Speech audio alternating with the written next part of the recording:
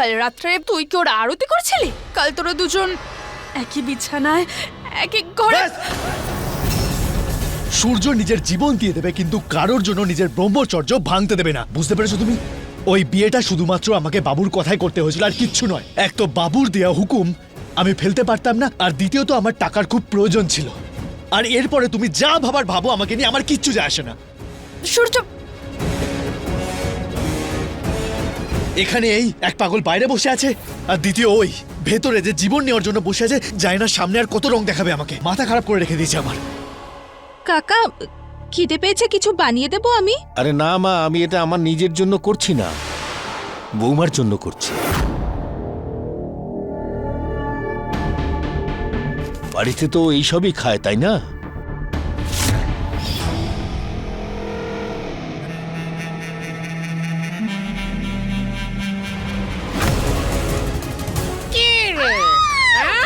সবার জন্য আসা এই পেস্তা বাদাম তুই একা বসে খাবি? তোর বাপের বাড়ির লোক পাঠিয়েছে? হ্যাঁ, এবার না তুই এই ক্ষীর খাবি আর না খাবি এই পেস্তা। হ্যাঁ মা,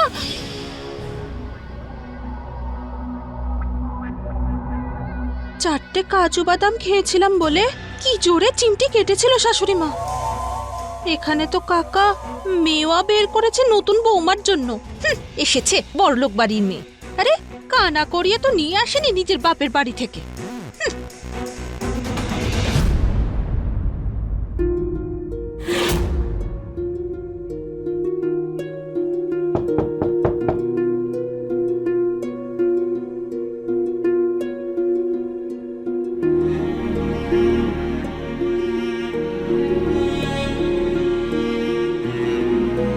নাও মা, খেয়ে নাও, খেয়ে নাও মা, নাহলে শক্তি কোথায় পাবে?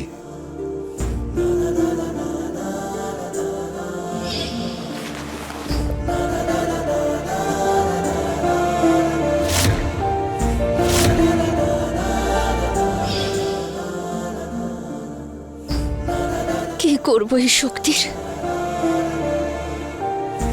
কার সঙ্গে লড়বো? সেই সিদ্ধান্তের বিরুদ্ধে লড়বো যেটা আমার আপনজনরা আমার জন্য নিয়েছে, না ওই গুন্ডার সঙ্গে লড়বো যাকে আমি কোনোদিন নিজের স্বামী হিসেবে মেনে নেব না, কোনোদিন না।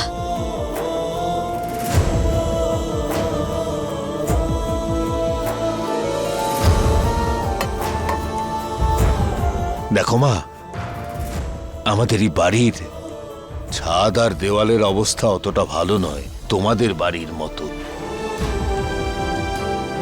কিন্তু মনটা অনেক বড়। শুধু এইটুকুই বলতে পারি যে যতক্ষণ তুমি এখানে আছো আমার মেয়ে হয়ে থাকবে।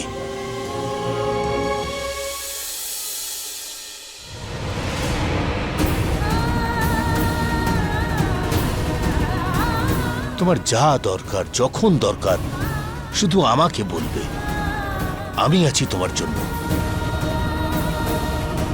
সারা জীবন নিজের ইচ্ছায় বেঁচেছি আমি, কিন্তু কখনো এমন মনে হয়নি যে কেউ আমাকে জিজ্ঞেস করেছে যে আমি কি চাই। আমি ভগবানের কাছে আর কি বা চাইতে পারি? সেই মিথ্যে জীবনটা যার প্রতিটা মুহূর্ত আমি সত্যি মনে করে বাঁচতাম। কাল যে ঘটনাটা আমার সঙ্গে ঘটলো সেটা কি একটা মিথ্যে স্বপ্ন হতে পারে না?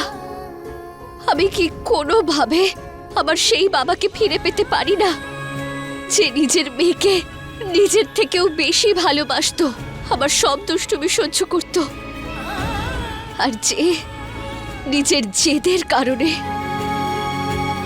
আমার জীবনের সব থেকে বড় আঘাতটা আমায় করলো।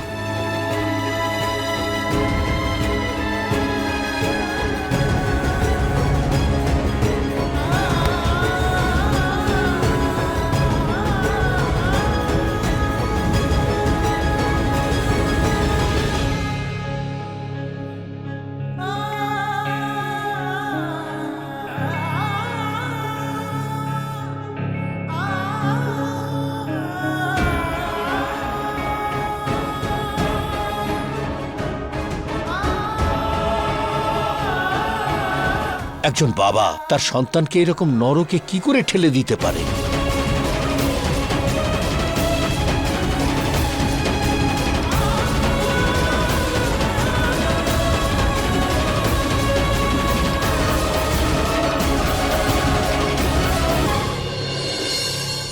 আমার বাবা, সূর্যকে একটা ফোন কর দেখি, জিজ্ঞাসা কর আসলো না কেন, কোথায় আছে। সেই দিনটা চলে গেছে মা, যখন আমি সূর্যকে ডাকতাম তখন ও হাজির হয়ে যেত। হাহ, ওকে এখন বিয়ের পর আর কোথাও দেখতে পাবে না। আমি চলে এসেছি পিসি। সূর্যও চলে আসবে।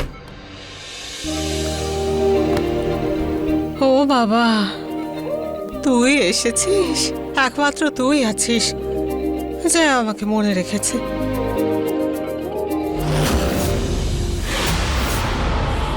সিঁদুর এ কোত্থেকে আসলো?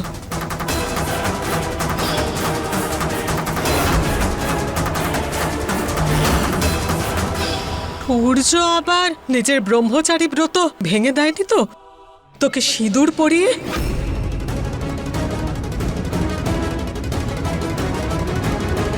ওই ব্রহ্মচারীকে বিয়ে করার জন্য তো ভাগ্যবতী হতে হবে পিসি। হ্যাঁ, কিছু না, আমি ওই ঠাকুরের মন্দিরে গিয়েছিলাম তো, ওখানে না প্রণাম করার সময় হয়তো ভুল করে সিঁদুর লেগে গেছে। এ তো ঠাকুরের কৃপা রে। দেখিস, একদিন সূর্যর হাত দিয়ে তোর সিঁথিতে সিঁদুর পড়বেই। যদি তোমার শরীরটা খারাপ না হতো না, তাহলে আমি নিশ্চয়ই তোমাকে সত্যিটা বলে দিতাম যে সূর্য অন্য কাউকে বিয়ে করে নিয়েছে।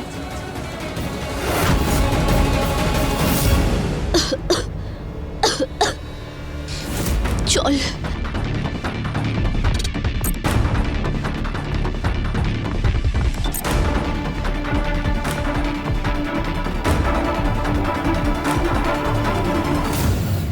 চল চল। দাঁড়াও,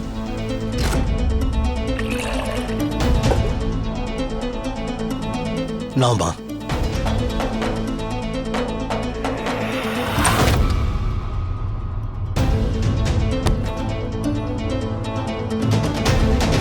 দাদা, এতে কি আছে?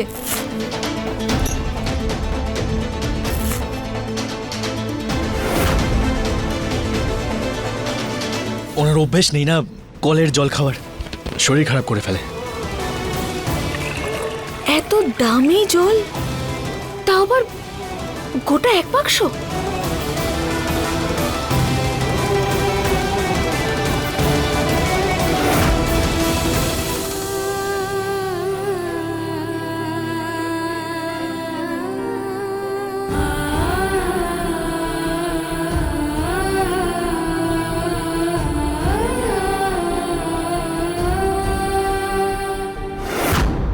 जरा सा भी मेरी तरह ना, कहीं से मैं तेरी तरह, मिलके भी दोनों हैं अजनबी, कैसी है ये दास्तां, ये दास्तां।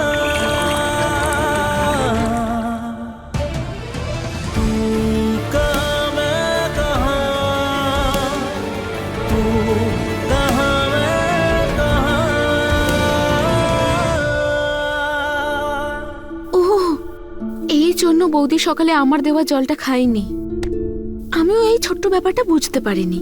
আমি তো এটা বুঝতে পারছি না যে ঈশা বৌদি বাড়িতে আসার পর থেকে সূর্য দাদার অ্যাটিটিউড পাল্টে গেল কি করে। মানে কিছু চুপ চুপ। 1 2 3 4 5 6।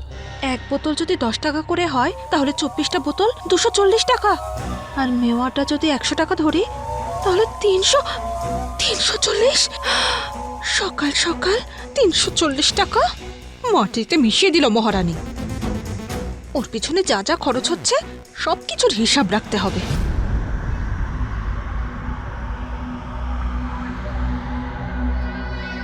আমার তো এবার শাশুড়ি মায়ের অভাব বোধ হচ্ছে। এই যে সব নাটকগুলো হচ্ছে না এখানে, মাকে বলতে হবে। কিন্তু কি করে বলবো, কি করে বলি? হসপিটালে তো সবসময় কেউ না কেউ থাকেই। আর যদি এদের মধ্যে কেউ যদি জানতে পেরে যায় যে আমি মাকে সবকিছু বলেছি, তাহলে ওরা আমাকে মেরেই ফেলবে।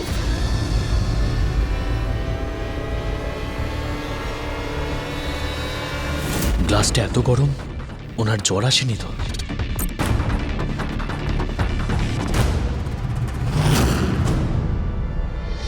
কাব্যা, একটু চেক কর না, দেখ তো ওনার জ্বর আসেনি তো?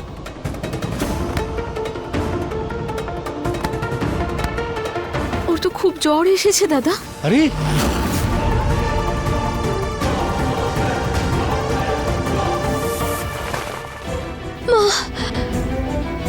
মা, এই নে, তুই এই বরফের জলপট্টিটা রাখ, আমি ডক্টরকে কল করে আসছি, ওকে?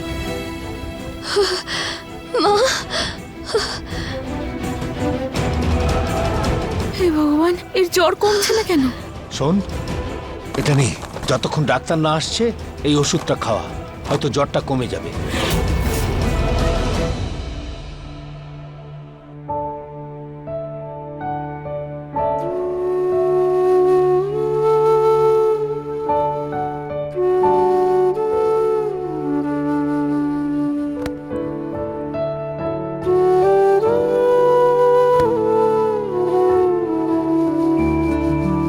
বৌদি, শুনেছি মেয়েরা তার বিয়ের জন্য নাকি স্বপ্ন দেখে।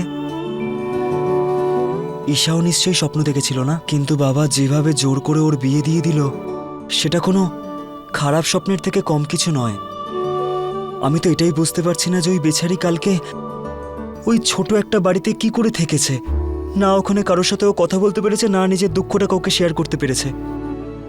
এমনকি বাবা ওকে ফোনটাও নিয়ে যেতে দেয়নি। এবার আমরা ওর সাথে কিভাবে কথা বলবো? হ্যাঁ, এই বাড়িতে কত বিলাসিতার সঙ্গে থাকতো মেয়েটা। কি জানি ওখানে গিয়ে কি অবস্থায় আছে আমাদের ঈশা। বৌদি, কোনো একটা উপায় বের করো না ওর সাথে কথা বলার জন্য। সরলা, সরলা কাকিমা, সরলা কাকিমার সঙ্গে কথা বলতে পারি আমি। এই নাও, ফোন করো। ঈশার কথা জানতে পারবো তাহলে। বৌমা, আসছি আসছি আমি।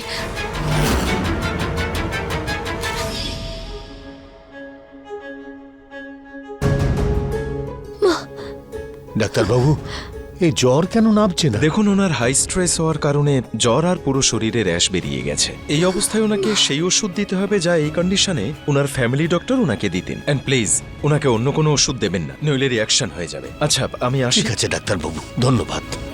Thank you.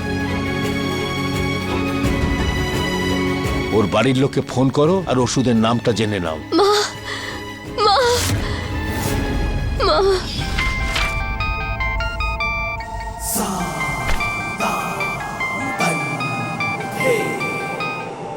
হ্যাঁ বলো সূর্য। বাবু, ঈশার শরীর প্রচন্ড খারাপ করেছে, আর শরীরের ওপর লাল লাল ছোপ পড়েছে, আর তার উপর জ্বরও এসছে ওনার। পুরনো ওষুধের নাম জানার ছিল, ডাক্তার বলছিল যে উনি ওই ওষুধেই হয়তো ঠিক হবেন। ওই মেয়েটা আমার বাড়িতে থেকে আমার সিদ্ধান্ত মানেনি, আমি ওর অস্তিত্বই মিটিয়ে দেব।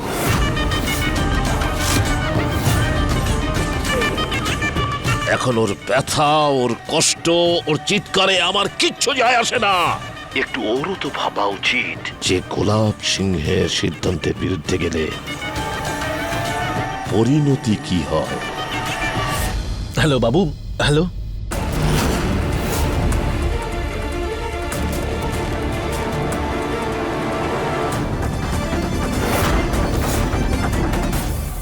ভগবান এরকম বাবা যেন কোনো শত্রুকেও না দেয়। তার মেয়েটা এখানে কষ্ট পাচ্ছে, তার বাবার কিচ্ছু যায় আসে না। বৌদি, আমাদের যে করে হোক ওকে ওষুধের নামটা বলতে হবে। একটা কাজ করি, আমরাই নিজেরাই যাই না ওর কাছে। হ্যাঁ চলো। এ কি হচ্ছে কি এখানে?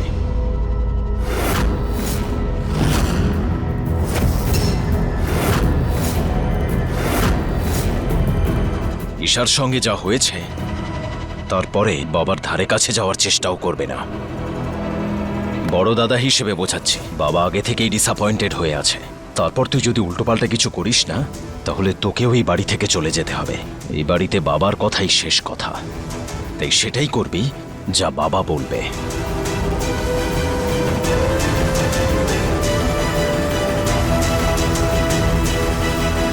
তোর সব দোষ আমি ক্ষমা করে দেব, কিন্তু যদি এই মেয়েটার কোনো কিছু হয়, এই দোষটা আমি কিছুতেই ক্ষমা করব না।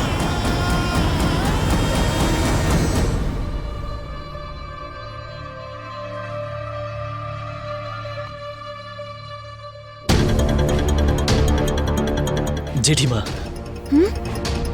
ঈশার সমস্ত কাজ জেঠিমা সামলাতো। উনি নিশ্চয় জানবেন যে ঈশা কোন ওষুধ খেতেন। হ্যাঁ, কিন্তু যদি কাকিমা তোমাকে জিজ্ঞেস করে তুমি কেন জিজ্ঞেস করছো, তখন কি উত্তর দেবে? তুমি কাকিমাকে বলে দেবে যে তুমি বিয়ে করে নিয়েছো।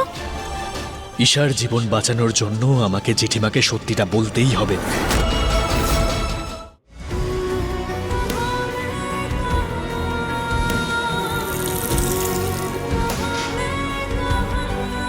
ঈশা,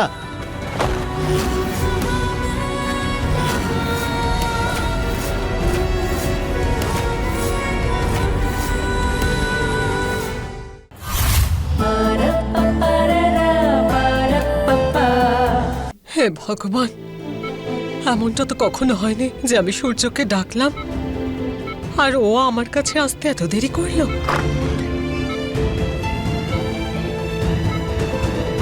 প্রণাম জেঠিমা। সময় হলো? কি দরকার ছিল আসার? যেখানে ছিলিস ওখানেই থাকতিস। কি দরকার আসার? এমন কোনো ব্যাপার নয় জেঠিমা। চুপ করে ওই থাক। জেঠিমার থেকে বড় কেউ এসে গেছে বোধহয়। না জেঠিমা, ওই আমার কিছু বলার ছিল তোমাকে।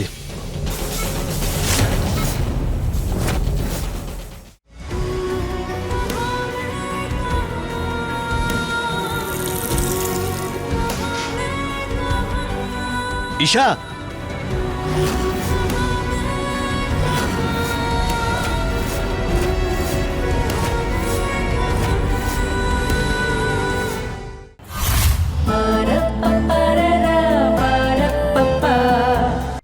ওই আমার আর ঈশার বিয়ে। ব্যাস ব্যাস, ওই অসভ্য অহংকারী মেয়েটার নামও নিবি না আমার সামনে। বুঝে গেছি আমি। তুই ওর বিয়েতে গিয়েছিলি তাই না? ওখানে আটকে পড়েছিলি, তাই এখানে আসতে পারিসনি তাই না?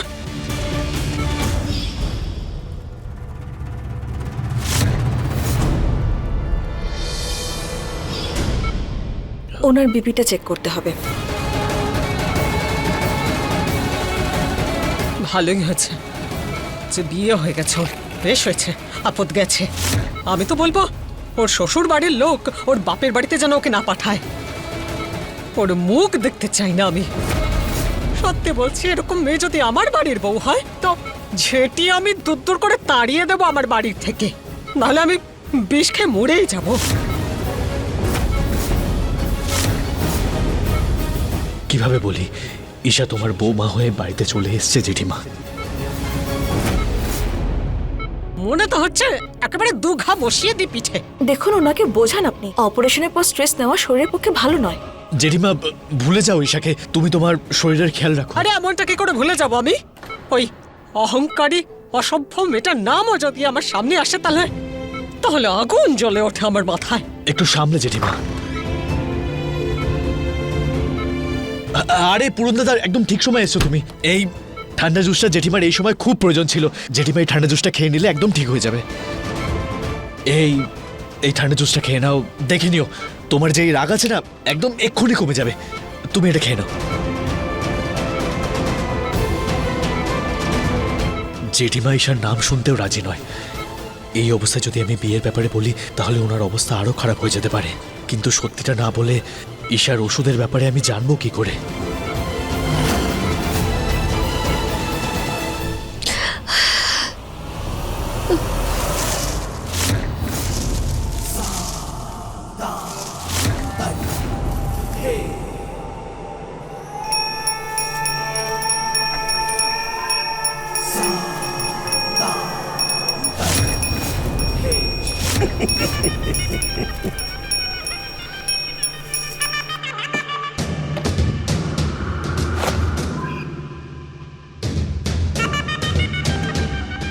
এটা সেই মিষ্টি যেটা সেদিন তুই তৃপ্তি করে খাচ্ছিস। দেখ আবার সেটা নিয়ে এসেছি, কেননা তোর কথাই সত্যি হলো কাবেরী। হলো না ওই পলিটিশিয়ানের ছেলের সাথে ঈশার বিয়ে। আমি এই বিয়েটা করতে পারবো না। অন্তরে অন্য কাউকে ভালোবেসে আরেকজনের সঙ্গে জীবন কাটাতে পারবো না। এই অবস্থায় তোকে পুরস্কার তো দিতেই হবে, তাই না?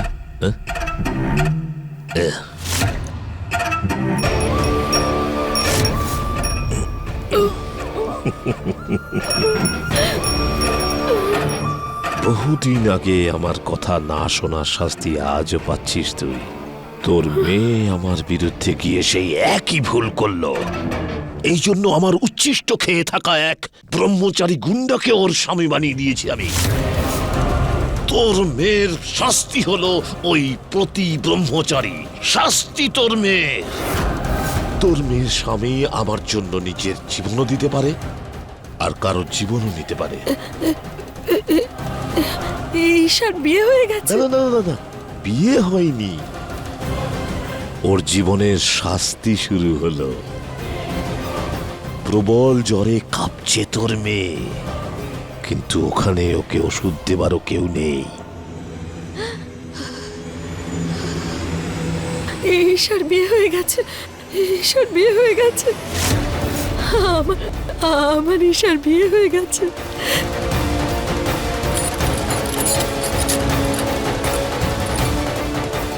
আজ আমি মিষ্টি তোকে খাওয়াবো গুলাব সিং।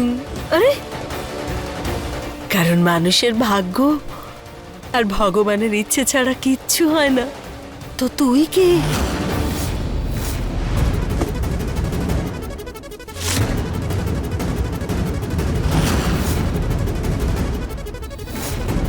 তুই যেখানে চেয়েছিস সেখানে ঈশার বিয়ে হয়নি। ঈশার বিয়ে সেখানেই হয়েছে যেখানে আমার ভগবান চেয়েছেন। তুই যে ছেলেটাকে আমার মেয়ের গলায় ঝুলিয়েছিস বলে আনন্দ করছিস না, ভবিষ্যতে দেখিস সেই ছেলেটাই তোর গলার ফাঁস হবে। ভেবে নে, তোর গলায় ফাঁসি পড়ার সময় হয়ে গেছে গুলাব সিং।